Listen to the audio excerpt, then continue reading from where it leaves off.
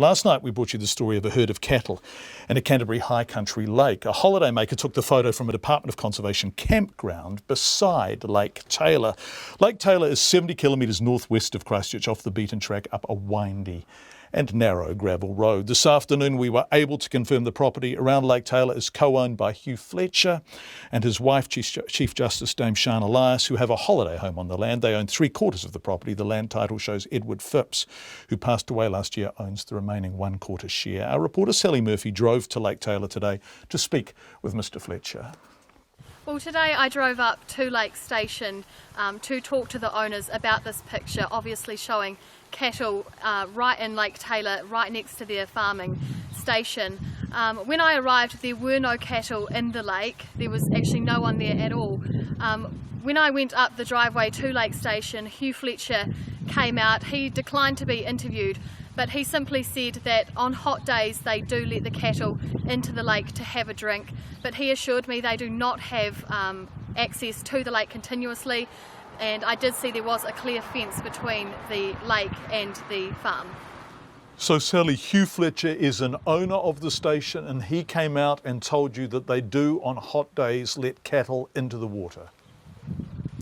Yes, he said on occasions when it is extremely hot, like the day when that photo was taken that we have on our website, he did say that, it is general practice, but ECAN's strict rules are that no cattle are allowed in high country lakes, and that's what Fish and Game are annoyed with. They say that the regional council here are not very strict with enforcing the rules. They say that farms in high stations like Hugh Fletcher's, which is an hour and a half up in a windy gravel road, are allowed to farm simply like they did 100 years ago, and they're not enforcing the rules. But ECAN say they do take complaints seriously. They said they've had a complaint about Hugh Fletcher's property back in 2013 and now this one last week. Sally, we received a picture in the past couple of days, but in fact you have today received evidence that the cattle have been in this water before?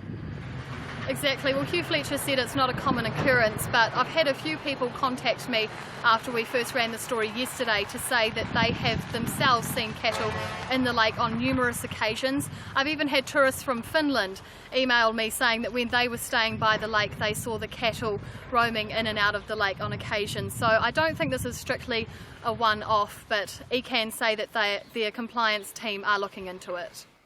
Our reporter Sally Murphy, who's been up to Lake Taylor today. Joining us now is Federated Farmers President Dr William Ralston. Dr Ralston, thank you for coming on to Checkpoint. We appreciate your time. Is it appropriate for those cattle to be in Lake Taylor?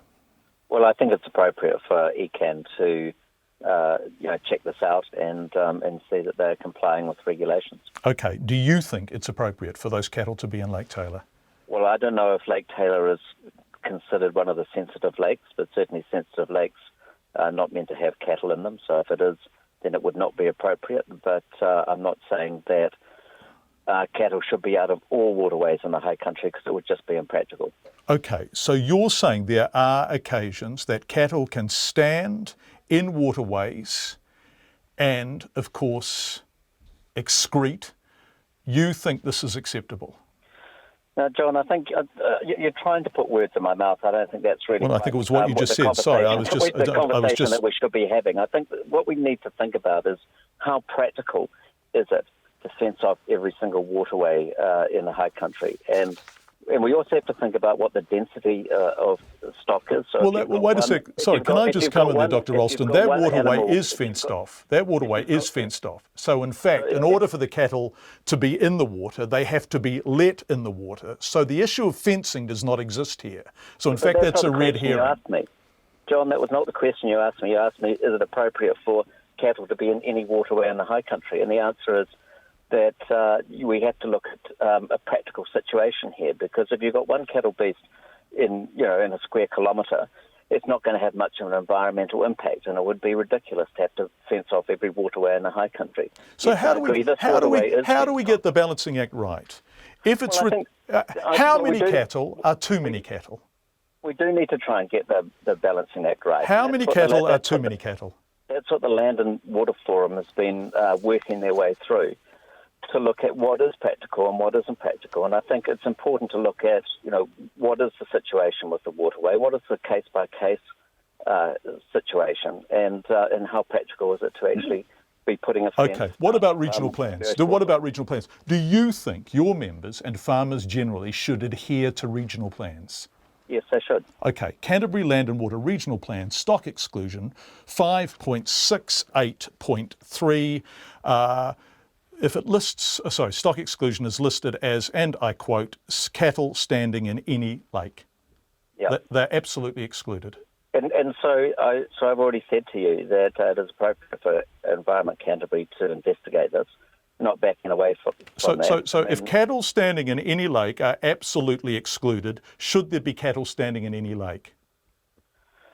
Well, if that's what the rule says, then it would be a breach of the rules. But I'm telling you that there's an ongoing conversation about how practical that rule actually is. Well, it's a convenient conversation for federated farmers to have and your members to have. Why do you think Canterbury Land and Water Regional Plan contains the phrase cattle standing in any lake in its stock exclusion provisions? Well, actually, if you have a look back through the rules, there was a rule that said that every single waterway had to be fenced off. And it was, sometimes these rules slip through and they can be quite impractical.